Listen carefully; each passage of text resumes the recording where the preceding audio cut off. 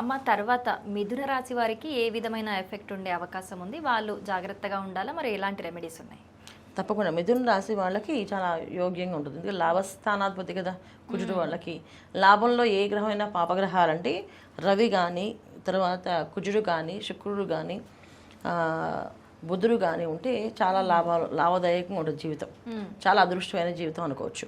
అందుకని ఇప్పుడు కుజుడు లాభస్థానం రావడం వల్ల మిథున రాశి వాళ్ళకి ఉద్యోగాల్లో చాలా ఇబ్బంది పడుతుంటారు. ఉద్యోగాలు నిలబడక, ఉద్యోగాలు రాక, ఉద్యోగాల వల్ల వచ్చే ప్రమాదాలు, ఉద్యోగాలు తీసేస్తామని చెప్పి ఒక మనకి వార్నింగ్స్ వస్తాయి వీళ్ళకి, నోటీస్ పీరియడ్స్ వస్తాయి వీళ్ళకి.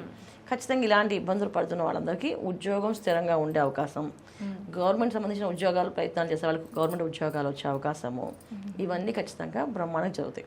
అంటే ఆ ఉద్యోగాలు ఉన్న వాళ్ళకి ప్రాబ్లమ్స్ వస్తాయి, కానీ గవర్నమెంట్ జాబ్ ట్రై చేసే వాళ్ళకైతే శుభ ఫలితాలు కలిగే అవకాశాలు ఉన్నాయి. 100% ఉంది. అంటే ఇక్కడ ఉద్యోగాలు కోసం ఏదైతే నోటీస్ పీరియడ్ పెట్టారో వీళ్ళకి, ఆ ఉద్యోగం అనేది నిలబడుతుంది కుజుడు రావడం వల్ల.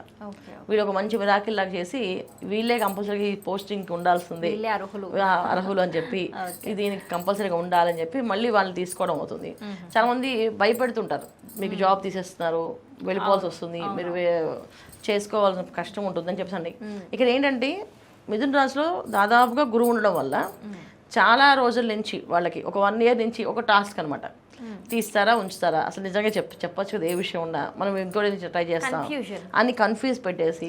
అంటే కారకత్వం ఎప్పుడు ఏంటంటే స్లోగా వెళ్తుంది. గురు కారకత్వం ఏంటంటే ఏదైనా పెంచడమే ఆయన ఉద్దేశం. అది అనుమానమైనా, బాధ అయినా, సంతోషమైనా కొంచెం పెంచుకుని వెళ్తుంటారు. సో ఇలాంటివి ఎవరైతే ఉన్నాయో వాళ్ళకి ఒక మంచి అవకాశం ఏంటంటే ఉద్యోగాలు ఖచ్చితంగా నిలబడతాయి, ఉద్యోగాలు వస్తాయి. వ్యాపారం కోసం ప్రయత్నం చేసేవాళ్ళు వ్యాపారంలో లాభాలు వచ్చే అవకాశం కనిపిస్తుంది. అలాగే వ్యాపార విషయంలో భాగస్వామ్యంతో ఏదైతే వ్యాపారం చేస్తారో ఆ ఇద్దరి మధ్యన ఒక అండర్స్టాండింగ్ కుదురుతుంది. ఇవన్నీ కూడా లాభస్థానంలో కుజుడు రావడం వల్ల ఈ 45 రోజులు మిథున రాశి వాళ్ళకి చాలా చక్కటి ఫలితాలు కనిపిస్తున్నాయి. 100% వీళ్ళకి యోగ్యంగా మిథున రాశి వాళ్ళకి జరుగుతుంది. ఓకే, సో వీరు మరి ఎలాంటి రెమెడీస్ చేసుకోవాల్సిన అవసరం లేదా? చేసుకుంటే ఇంకా మంచి శుభ ఫలితాలు చేసుకోవాలన్న. ఎప్పుడైనా సరే ఏ గ్రహమైనా యోగిస్తుంది అంటే ఆ గ్రహానికి కారకత్వం మనం ప్రమాదంగా ఉంది అంటే ప్రమాదాలు రాకుండా కాపాడుకోవాలి.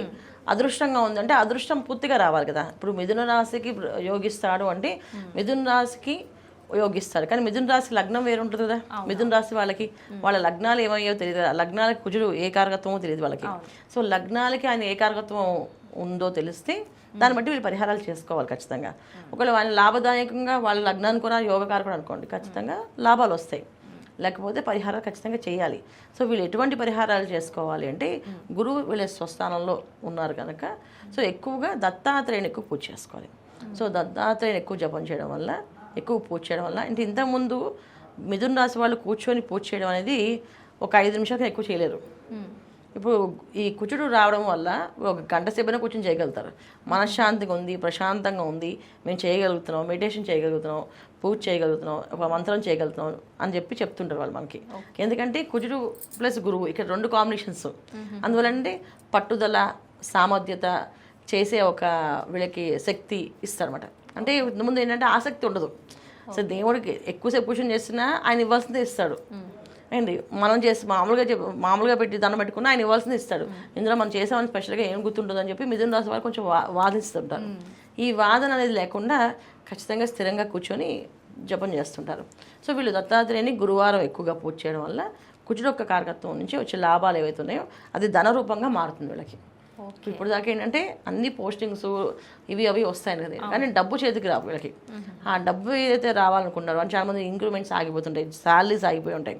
సో ఇవన్నీ కూడా రిలీజ్ అయ్యే అవకాశం ఖచ్చితంగా ఉంటుంది. సో దత్తాత్రేయుని గురువారం పూట వీళ్ళు ఆరాధించుకోవాలి. ఖచ్చితంగా అన్ని పనులు విజయవంతం అవుతాయి. పెళ్లి, సంతానం వీటి పరంగా కూడా శుభ ఫలితాలు ఉండే అవకాశం ఖచ్చితంగా మంచి ఫలితాలు ఉంటాయి. ఎందుకంటే వివాహం అనేది వీళ్ళకి వివాహ బాధలతో ఏ ఇబ్బంది లేదు. లాస్ట్ ఇయర్ నుంచి గురువు ఎప్పుడైతే స్థానంలో ఉన్నారు వివాహాలు అవుతున్నాయి, కానీ స్తంభిస్తున్నాయి. ఏంటంటే వివాహాలు అయిన వాళ్ళు కూడా ఏదో ఒక విషయంగా వాళ్ళు ముందుకు వెళ్ళకపోవడమో, లేదా ఆ హస్బెండ్ అక్కడ ఉండే వైఫ్ ఇక్కడ ఉండడమో ఇవి జరుగుతున్నాయి.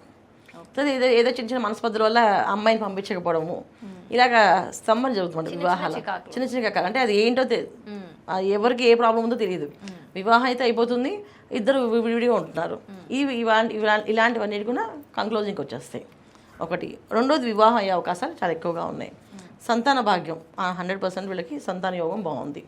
ఇంకా వీళ్ళకి చూసుకుంటే విదేశీ ప్రయాణం, విదేశీ కోసం ఎన్నిసార్లు వీసాలు పట్ట రిజెక్ట్ అవ్వడం వాళ్ళకి విదేశీ యోగం కన్నా బ్రహ్మాండంగా లాభంలో పడుతుంది. ఎందుకంటే వీళ్ళకి లాభస్థానంలో ఎప్పుడైతే కుజుడు ఉన్నాడో అన్ని పనులు కొంచెం ఫాస్ట్గా మూమెంట్ ఉంటుంది అనమాట.